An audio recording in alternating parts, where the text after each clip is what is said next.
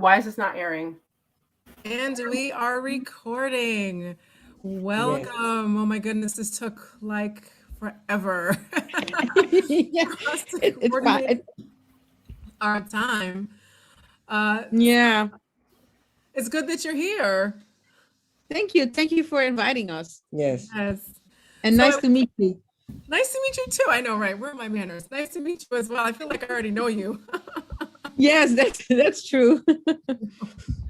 So I want to introduce to you guys to Abu Jamar. He is another priest in the Shrine of Ma'at, and Jamar and I and 7 other people are going through the priesthood training together. And this is one of the fun things that we get to do as priestess and priest. And Jamar, this is Ruby Pracht. Did I say that correctly? Yes, you say it good. Hi, Jamar. How are you? I'm fine. How are you? Doing great. I'm doing awesome. It's a pleasure to meet you, both of you. Pleasure It's to meet Ruby you as well. And this is Chergeo Pracht. Did I say your first name right, honey? Yes. Chergeo, how old are you? I'm 17. Oh, he's 17. Okay. Still a young Haru. Still a young Haru. So I met Chergeo through the House of Kepera, correct? Yes. Yes. Yes. And I had reached out to her because I think it was Kaba Kameni. It was someone, I think it was Kaba Kameni, who was on a show with the House of Kepera and a few other people having a conversation. And I reached out to her and we got to talking and she told me about you and she connected us. And, you know, it was a very interesting when I got a chance to speak to Chergeo. So, Chergeo, I'm going to let you just kind of talk from the beginning and let us know what you know about Kemet, how you learned about it, what came to you, and all of that, because it's a very intriguing story. So for me, what is Kemet? Kemet is an ancient civilization, an African civilization built by Africans.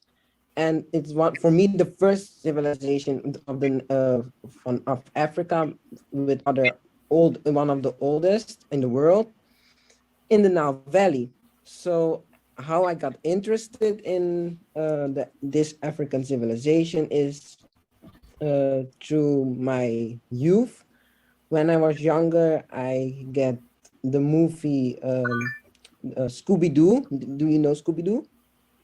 Yes, Scooby-Doo. Yes. And Scooby-Doo, he's going to Kemet and he's going to an adventure. So I was looking at it, and then my mother and I have looked it up, and there is a toy, it's called Playmobil. And from Playmobil, the designs of Playmobil have designed a Kemet theme. So I have picked the Kemet theme to play with those toys when I was 6. And at that time, I lived in Suriname, and there you must hoe zeg je bestellen? Order The toys. So my mom and I ordered the toys, and I have played with the toys, and it was the Sphinx, the pyramids. So that's my first connection with ancient Kemet. I didn't at first didn't know what Kemet means, but I liked it a lot, and I found it very mysterious adventure, and it always feels like it for me then. And he always wanted to know, he kept asking me stuff about Kemet, but I couldn't answer him, and he was very young and he couldn't get to Google and search everything for himself. So we did it with orders. You have a place, a website called Marketplace here in Holland, and you can order, you can search for stuff that people have, old stuff. So that's why I was trying to explain to him what Kemet was for him. So we searched at the website Marketplace for stuff that came from Kemet. And then I ordered him. But at first it was very, for me to him, it was very playful and childish because I didn't know it would become for him a culture, a real culture for him. But So, that's yeah. how it came to him, uh, how Kemet came to him. And my aunt saw this all happening. We lived with my aunt in Suriname, and she gave me two movie turns. And at that time, I was very afraid of the mummy, but I loved the theme Kemet, so I watched in it several times, and got more and more into it. And when I got older, we came back to Holland, I collected more of those Kemet toys and Kemet things. And around me, more people know me as the boy who loves Kemet. So I get to learn more about ancient Kemet, and at that time I didn't know it was called Kemet. I knew it as Egypt, so I ancient Egypt, and everyone at my birthdays when I was 7 and 12, they give me statues of Egyptian things, Kemetic things, and then I still realizing what are those things. And then I become to learn about the culture. I knew i knew and I always wondering why I'm so connected with this ancient culture, why from all the other cultures, why this culture. So I was researching why I from. Well, I am from Suriname, and Suriname is a colonial of the Dutch, and Kolonie. the Dutch have taken slaves out of Africa. So that's one connection that I have made to me for Kemet, but it's not that clear for me at all at that time. So, Let me ask you a question. oh yes, of course. Have have you attempted to take a DNA test yet? No, but I have heard from my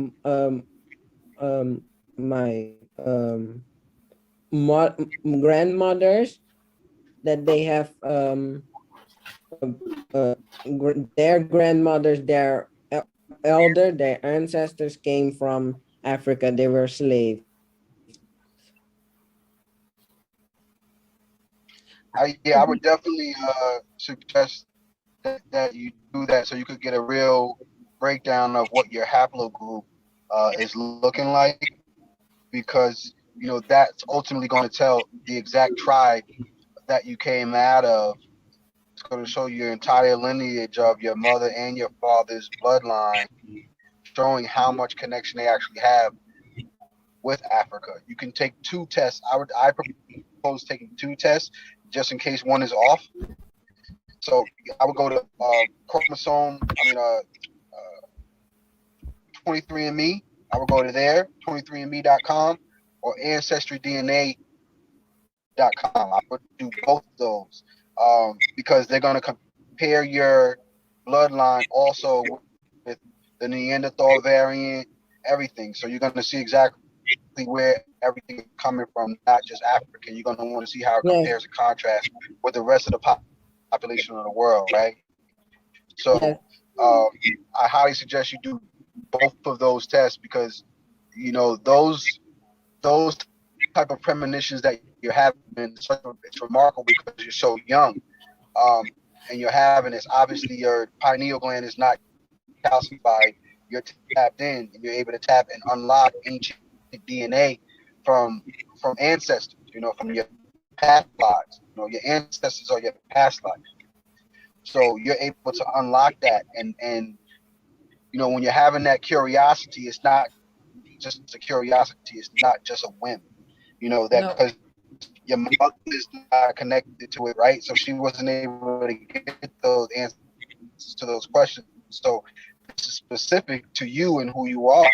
So you're very, very unique. So you have to understand that, and you want to embrace that. For you, your main theme should be knowledge of self. First and foremost, knowledge of self. Figuring out who you are is the keys to the universe. You don't have to go all over the place to figure it out. Figuring out who you are is the key to your universe. Once you do that, you'll be able to manifest whatever you want in this world because you're getting back tapped into the foundational principles of who you are. You understand? You're getting tapped back into nature. So, I applaud you for taking this walk so seriously at such a young age because it's very, very rare. You're a very, very special human being. So, I appreciate that. Thank you. What tribe are your ancestors indigenous? What tribes do they come from that you know of? Do you know of any of the names or anything? No, but we have cultures in Suriname that have Winti in it, and Winti is a African A tradition. traditions. With that tradition, they how do you say that? It's like a medicine. It's Like called herbals? Herbals? No, it's more like a how do you call it? It's more like they do abuse. Oh yeah, it's more like they do when somebody is sick or I didn't grow up with that because I heard about it, and Chergeo didn't grow up with that either because we are not believing in that. But Minties is like a sort, like a dance or like the Africans do They have around. African heritage. Yes. Yes. And they with that dance or with exactly the herbs, they give people something to drink or the dance around them and say stuff to heal the sick person. I didn't grow up with that and I don't believe in that, but I saw it in Africa as well. So Suriname picked it up from them, I think. But really, we don't know much about because the transatlantic slave trade. They say all kind of people. They combine it and put it in a ship, and then translate it to Suriname. And so, and all other people don't really know about the tribes, and yes, so that's what we really don't know. Where exactly is Suriname located on the map? Where is that? Suriname is in South America. South America is underneath America, and it's on the map. It's located in South America. It's located on the top, a little bit in the middle. All right, so you're northern South America. Yeah, it's like a square country above Brazil. Yeah, so you guys in that area where you are, you're dealing with high populations of indigenous beings because remember our map is flipped upside down. So north is south and south is north. So we actually came from the south. So where you guys are, you're tapped into the original DNA of the original human beings coming through South America because they only had a couple of places to go through. It was Africa, and then that bridge through South America. That's why they all fit together like a puzzle piece. They were once all connected. So you're coming from, like, you would be the equivalent of somewhere around the Sudan, Africa. Northern South America links up with the coast, the Gold Coast, where you Mhm. find Ghana, Yes, Nigeria. yes. That's where it fits on the puzzle piece. So all of those different tribes is what you would be connected with. So I would do heavy research in there because you're more than likely going to find a pocket where your migrational patterns of your ancestors came from. It was somewhere in there. Yeah. What makes it very interesting for me as a mother, he's telling me through him, I learn a lot about Kemet and about our Ancient background Africa. and our ancient Africa. And it's very unique to see that he's so interested because he's not talking about it like what you say about it's a phase or it's just echt he's taking it as his own culture and it's really in him in his spirit. And um in the beginning I didn't take it that serious because I thought, nah, he's growing up and he will get over it and find other interesting stuff. And but he's a child that he doesn't like social media. For instance, he doesn't have an Instagram, he doesn't have a Facebook, he doesn't have he has a Snapchat and all the, but he doesn't have the rest. um his only interest is when he's on he's also drawing very much uh ancient Egypt. He's drawing everything about ancient Egypt, not just drawing but everything about ancient Egypt.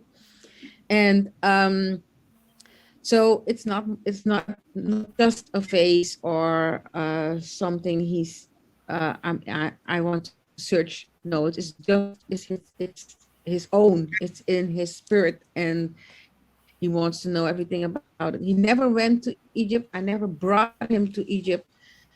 I call it Egypt, That was my next question. Kemet.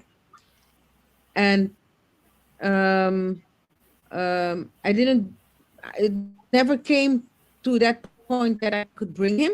um but he knows more about Kemet now. He never been there, but he can the language, the ancient language, the culture, everything about Kemet he knows, and I'm learning from him.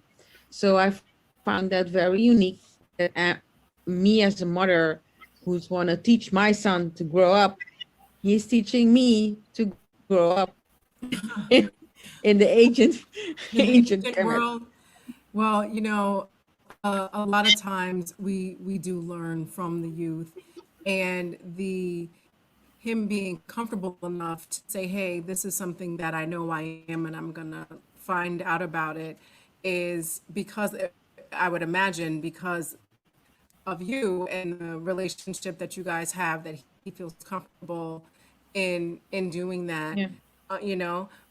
I do want to add to Jamar's suggestions about 23andMe. To I wrote it down. Yes.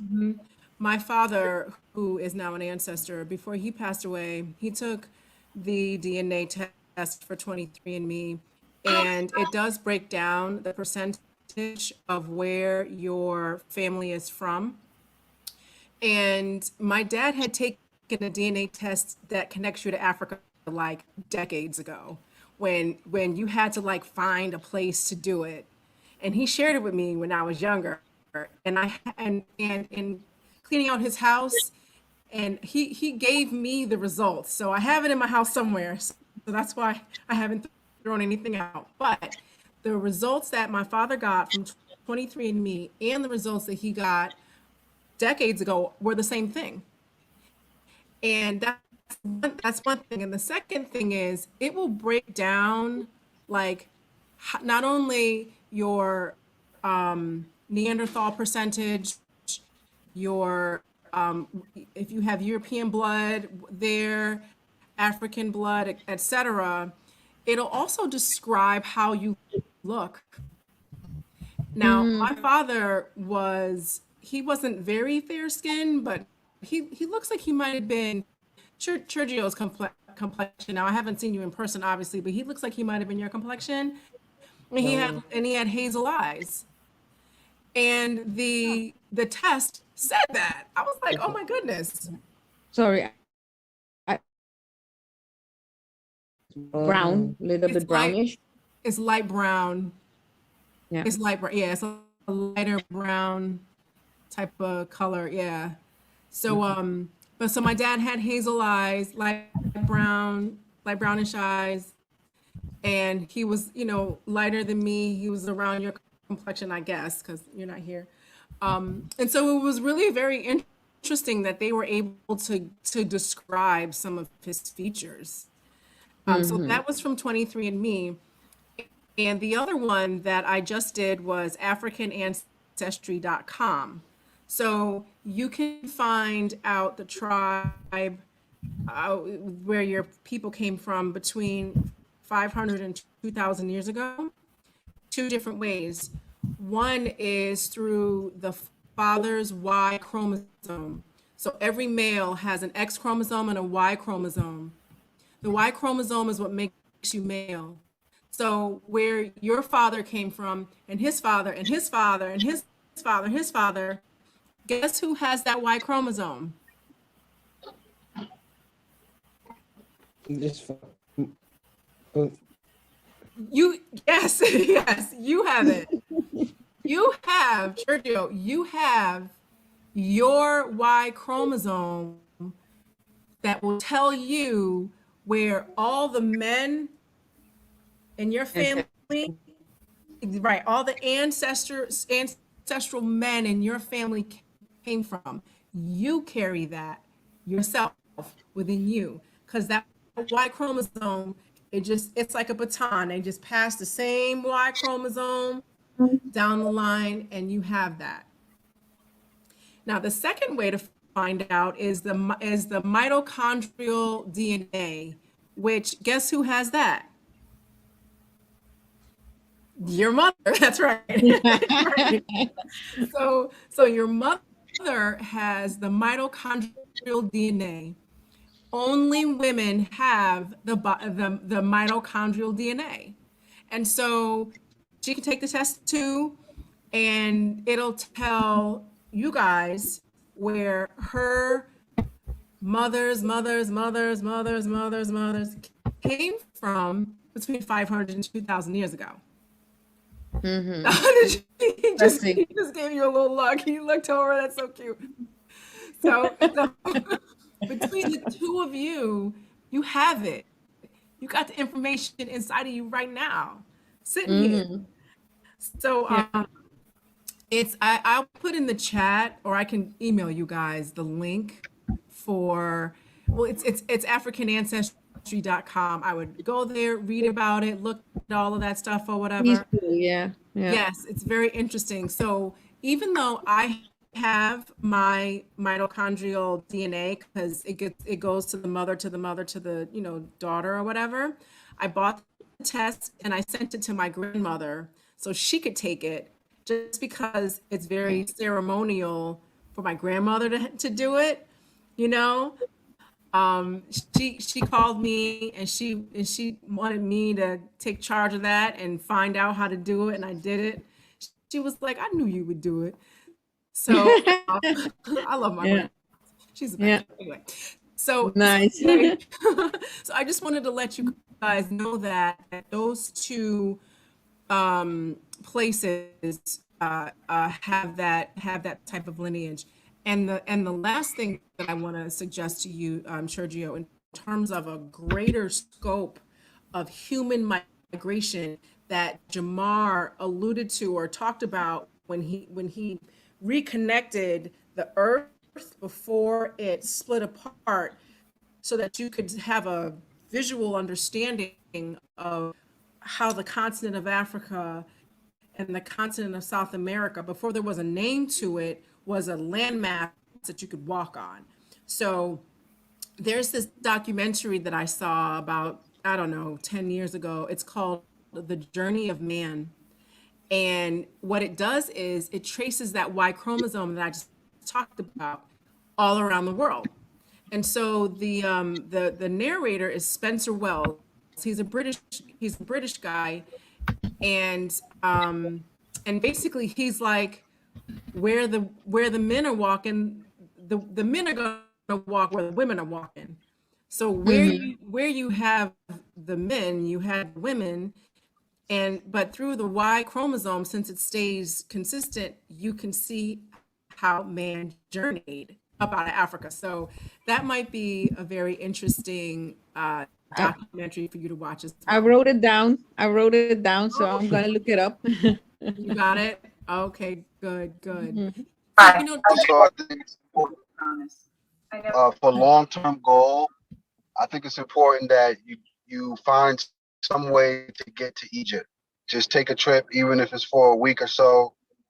You know, try to figure out a way to get there, so that spiritually you can really tap in, because you'll be surprised the difference that it makes when you express how important it is for you to be traveling at this point in time in your learning process. There are a Yes, lot of books out there, but you want to experience it yourself. yeah. And I think the everything happens for a reason. I'm very spiritual. And there is he always asked me why didn't I bring him when he was little? But I told him if I had brought you when you were little, your mind was not there yet.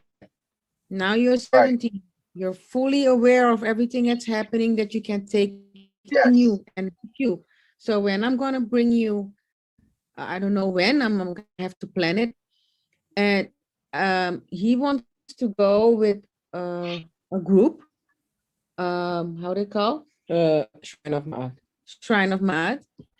And I really Yes. stimulate that, but my personal feeling, mother feeling, is telling me that I have to bring him first alone with me so he can take everything to him.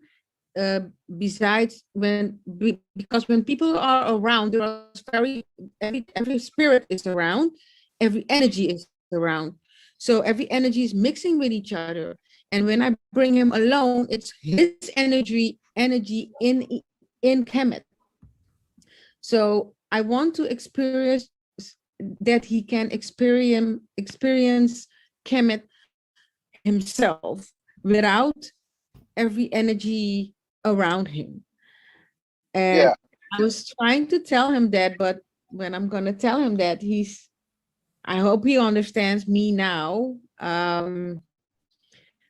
And I surely want him to go with Shrine of Ma'at. Shrine of Ma'at, but it's the first time he's going there. And if he's going with a group, with a tour, it's not gonna come in. He's not gonna be connected with Kemet as how he should be connected with Kemet the first time.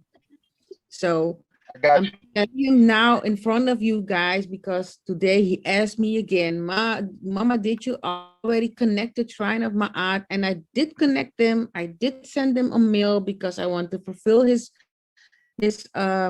Will. will, his how do you say that? request. His wishes. I want to fulfill his wishes. And it's not even a wish anymore. It's a dream. So, but I have a feeling as well because he's my child. He came through me. I put him here, and he feels Kemet. He feels connected, and I want to take him there on a proper way. So I'm telling him this is the first time he's hearing this with you. And that's how I feel about it. And I want to go to Kemet with him alone, as just him and me and him. I don't know if that is very how do you say that? Possible? No, it's Possible? possible, but if that's wise for me as a mother with a child alone, I don't know. I would say this. Well, when you you know, when you do go, you're gonna want to have some sort of accountability partner there, I should say, right?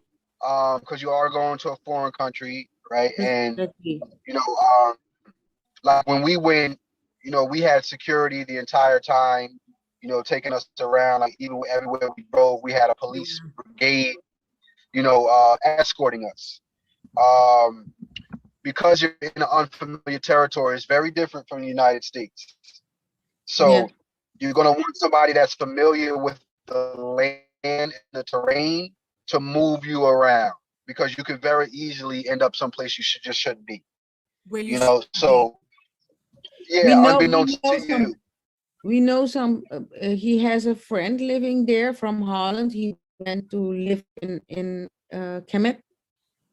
Okay, So good. So as long as you have somebody. And you yes, know, you can also just give us a shout when you're planning, because between Jamar, who's gone, the Shrine of Ma'at, and also Taki Grant, who produced the movie Happy, he's been to Kemet. Like, if there's anybody who has the core group of people who travel to Kemet, it's us. So we could, it's not me though, but it's us. It's yeah, that little group of people. yeah. And we can just, recommend you talk to We have somebody to help you resources. do that. Yeah, yeah. Thank you. Thank you. We have the resources for that so that you can have that trip safely. Yeah. Okay, okay. Thank you. But Thank you. definitely, yeah, I agree. Go on your own first. And Yeah, because that's your nature, right? You're exactly. you're obviously one who can handle it on your own journey. I'm sure you don't have 25 friends that are just like you, thinking like you. You're probably very by yourself in this, right? So Yeah, you're called. This is a calling for you. I'm very familiar with that space. You're that guy. You understand what I mean? So just go and do that journey with your mom and experience it the way you guys see fit. And then when you're ready to do the group setting, you could do the group setting. Chances are, when you're ready to do the group setting, you'll probably be leading the group setting. So that's where you're at. exactly. You know what I mean? Just understand who you are and the potential that you have. You're very, very special. So yeah, go ahead and do that. And All right. you're so young, you're 17. And so asking your mom, why didn't she take you when you were younger? You're still younger. You're still younger. Yeah. You're still young. So Hmm. the fact that you have this understanding at such a young age and want to go and be a part of your ancient culture is super, super dope. It's awesome. It's My mind really, is blown. it's My mind is blown. yeah, it's like this is the youth, people your age, this is Yeah, who we're trying to reach so that we can all wake up as a group of people. You exactly. know? And about I don't want to interrupt you, but I told Chergeo because he knows, and when he's talking about Kemet, he's not talking about it from his head or his mouth, but it's coming from his heart. It's coming from his toes. So it comes when people listen to him, it connects.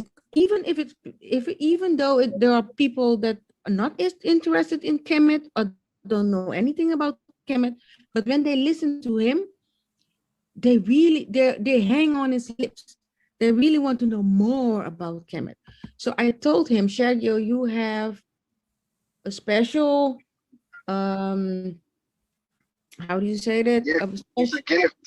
special It's gift how to uh, make people get to know more about themselves and their background and about Kemet. And if you can do it, try to do it now, because he was asked on school, um, op school, weet je nog? He was asked at school to talk about Oh, yes. his history of Kemet. But I know he's a child, he's 17, he was 16, and you know how 16-year-olds are. You don't have to know everything about me, and I'm 16, I'm growing up. So he didn't want that, but I told him you can do it You in front of recommend it. I recommend it in front of the class, because they're all your age. And if you can reach out a few of them, that would be great. But in his time, I'm not forcing everything, in his time. Yes, and you know, it's interesting because that's what I was going to say in terms of this journey. Everybody takes their journey differently, and everybody arrives at the same place and at different places in their own time. The Shrine of Ma'at is going to be here. So, you know, we do tours, and after you've gone on your tour with your mom and maybe gone again, and you want to come with us, then you can be leading the tours because you'll know the information. Or look at his face. Or not. You don't have to. You don't have, I'm just joking. But you can come and you'll be there and and so just like what your mom said, you will have already had that like personal, you know, like uninterrupted connection with the spirits that are there. And let me tell you something. What Jamar said is spot on. Experiencing it in Kemet is like nothing else. And you want to know why? This is why I think it is. The sun, Ra. Yeah. So let me take a step back. I've been to Cuba, the Bahamas, Guatemala. I've been to hot places, and it's hot. Shoot, Miami, Florida. It's hot. The sun is there. You feel it. You're sweating, minding your own business because it's hot and it's humid, right? Hot and moist, whatever. When you go to Kemet, it's not hot. You are in the sun. You are, it feels like you take a nosedive into the ocean of Ra. Yeah. It's everywhere. It's coming from the top. It's coming from the bottom. It's coming from the sides. And so the way that you mitigate that or able to be there is you surrender and you feel that spirit. And it is amazing. It's indescribable. The sun, that is why you see these images of Ra. Because they lived in the sun. They lived in the sun. And so you can't experience that in a documentary, in a book, whatever. When you go there, and when that sun ray, when that Ra hits you in the face, you're gonna be like, that's what Abu Sashad was talking about. So when you go, be ready to really have everything transformed and like elevated to a higher spiritual plane. My question to you two, how did you two separately, Abu and Jamar, how did you found out about Kemet and that you are connected with Kemet and that you want to know more? At what point it was for you guys there? Jamar, I'm gonna go first because your story I think is a little bit more interesting than mine. Maybe a little bit about that. So Sure. You want to go first? yeah. Because I want you to go deep into kind of what you shared with me before. Okay. So, you know, I grew up so in Connecticut, growing up, it was predominantly white. The city that I lived in is pretty segregated, even though there's no legal segregation in a lot of American cities, there still is segregation. There's gentrification, which is really modern day colonization, which is dispersing some Black and brown people out of their own neighborhoods just to go elsewhere. But for the most part, especially in the 80s and 90s, things were segregated. Not legally segregated, I should say separated. Not legally, just by lifestyle. So I went to a fundamentalist Christian Baptist church, attended predominantly by white people. And, you know, that was my experience growing up. So I was saved, and I believe Jesus was our Lord and Savior. But I didn't believe anything else. I didn't believe the Red Sea parted. I didn't believe Moses got the 10 Commandments. I didn't believe none of it. I didn't believe the snake. I didn't believe the rib. It just didn't make any sense. And when I asked the questions, they didn't answer my questions, but they made it sound like they answered my questions. So they would answer something close to my question, but not answer my question. So I felt like they were trying to deceive me. Anyway, I still went to church because it was fun. There were other kids there. Sometimes we used to skip service and run around the church and just hide and seek and just, do kid stuff. We did that. So, because we were still kids. So over time, I just became more and more uncomfortable with the church because they seem to be racist and sexist and classist and xenophobic, and it just wasn't something that I wanted to be a part of as much.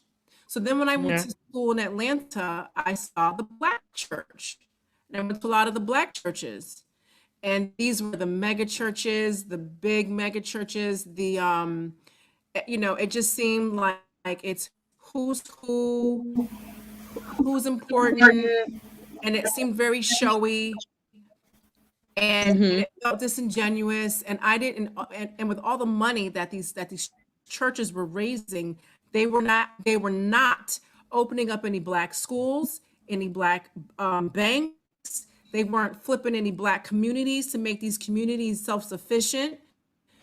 I'm just like, so what is the point of this?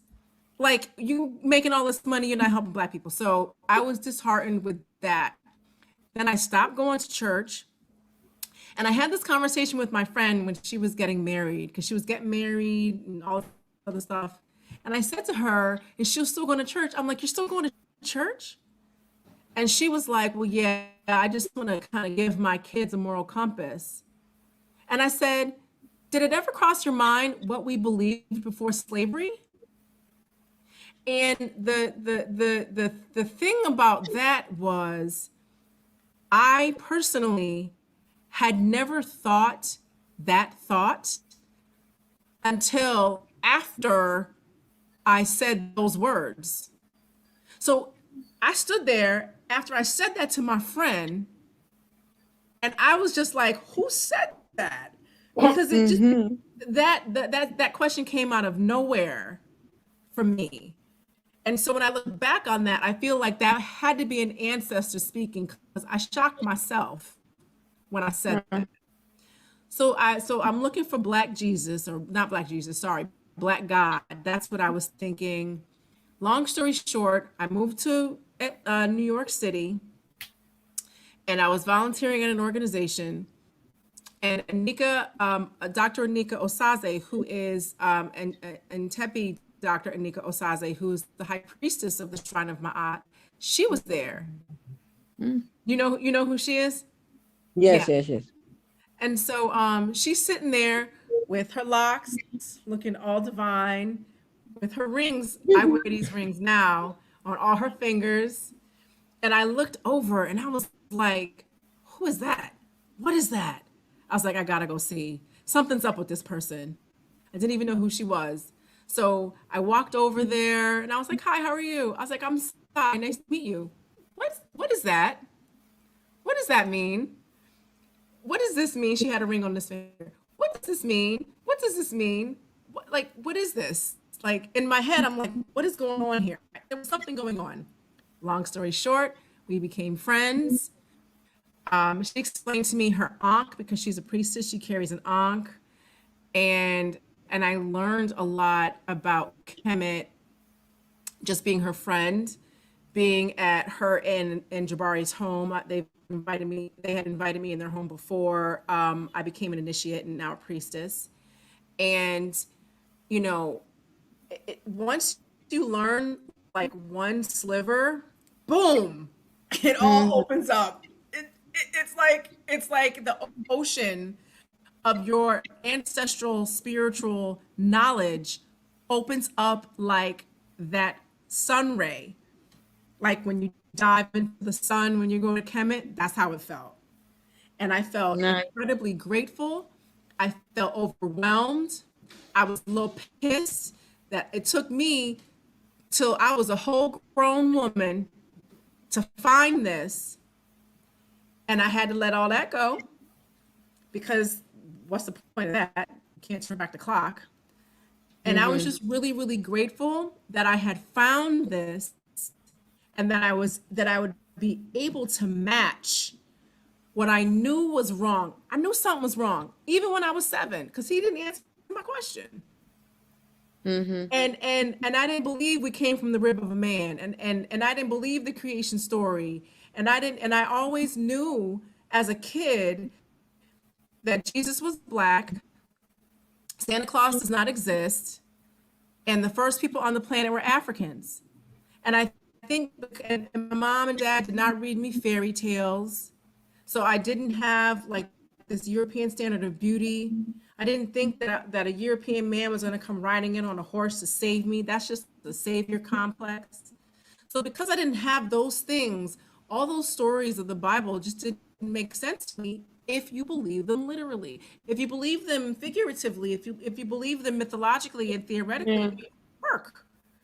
So there's nothing wrong. Well, there's nothing wrong with believing stories if you know that it's the purpose of it is to teach you something as opposed to believing it literally. So Yes. so then we had my aunt passed away in 2014, and while she was dying, I needed to pray, but I wasn't going to pray a Christian prayer. I was like, I don't know what to do. And so I spoke to Anika. I'm like, I need a Kemetic prayer. Give me some prayer life, something, because I need to, my aunt is dying and I've accepted that she's dying. And this is wrecking, like it was completely devastating. And so that's when I started to pray. I really started praying first before I even started reading or anything else. It was prayer because that's what I needed. Yeah, when my aunt was passing away. Then my dad, she passed away in 2014. My dad was diagnosed with cancer, and then he died in 2016. And so I had like 3 years of really kind of diving deep into how to go through a life change through prayer and stuff like that. So then, when did we start priesthood training, Jamar? Was it? Oh no, we were initiated in 2018, and then it feels like we've been in priesthood training forever because they give us a lot of homework. Right. But this is our second. This is our second year. Anyway, We're going on to yeah. and this is our second year. So now as a priestess, you know, my journey has been kind of quick, and we have a lot of responsibility, and we've brought in 2 groups of initiates, and it feels awesome to be on this kind of end of it's awesome and scary at the same time being a priestess, because you want to make sure you do the right thing and say the right thing and guide people in the right way, you know. So I'm just really grateful for having gone to that volunteer event that day, because that's where it began. That's how Anika your and her journey parents. began. Yeah, Yes, that's nice. yes. Nice to hear. It is very interesting to hear your story as well. Yes, thank you for sharing. My pleasure.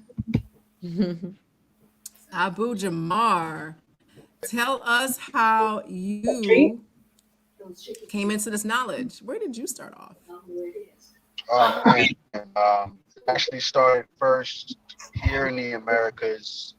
I went on a trip actually I'm gonna tell you where it is so I can keep watching this. to Chichen to Mexico. And when I went to Mexico, I visited one of the temples, the Sun Temple, over in the Peninsula. And I jumped into a cave, it was a lake that was inside of a cave, dark cave. I jumped into it, and it was about 25 feet up the jump was, so you couldn't even really see the bottom, but I did it. You know what I'm saying? Everybody was doing that, so let's do it. Whatever, we only live once. I'm on a trip, I'm on vacation, let's go. So I jumped in the water, and when I jumped into the water, it was so high up that it kind of rattled me a little bit. You know how you start seeing stars? So it was one of those situations where, you know, it kind of took my breath away when I hit the water. But in that moment, I was able to see fish swimming around, all the fish under the water. You know, I was able to see the ground floor of this dark cave, even though it was dark. So when I got back to the top, after I came to, it seemed like it took me forever to get back to the top because I was winded. But I got to the top, I swam back to shore, and, I was a little bit dazed. And I was like, I can see the fish, and the natives were saying, yeah, there's fish on it, it's blackfish. And regular people couldn't see it. They're like, I didn't see any fish. I'm like, I'm telling you, this lake is filled with fish. But in any case, right, the native, she gave me a stone. It was an obsidian stone. And when you put it in the sunlight, it reflects gold, right? She said, just hold it.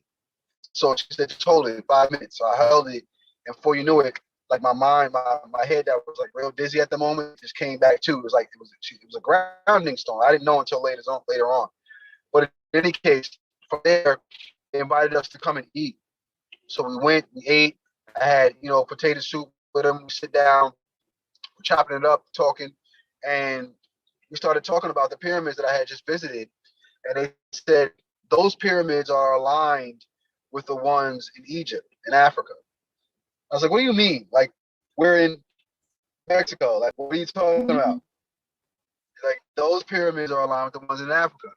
So I said, all right, I got to figure this out. I don't understand what's going on, but I need to see how this is even possible, because they're on the other side of the world.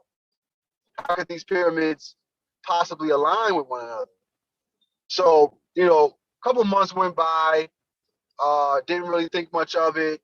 I wasn't planning on going to Egypt right then and there, but I had a near-death experience about 2 to 3 months later, to where I lost consciousness in my bathroom. And when that happened, I was able to see my whole life flash before my eyes. You know how they say your life flashed before your eyes? Yeah.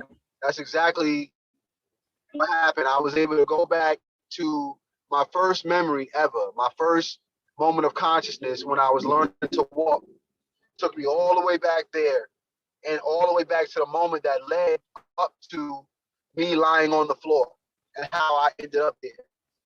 And I was able to review my life in one quick snapshot. And in that time, I was looking for either Jesus or the devil to come get me, and neither one of them showed up. And I was like, something is different. You know what I mean? It's not what we were told.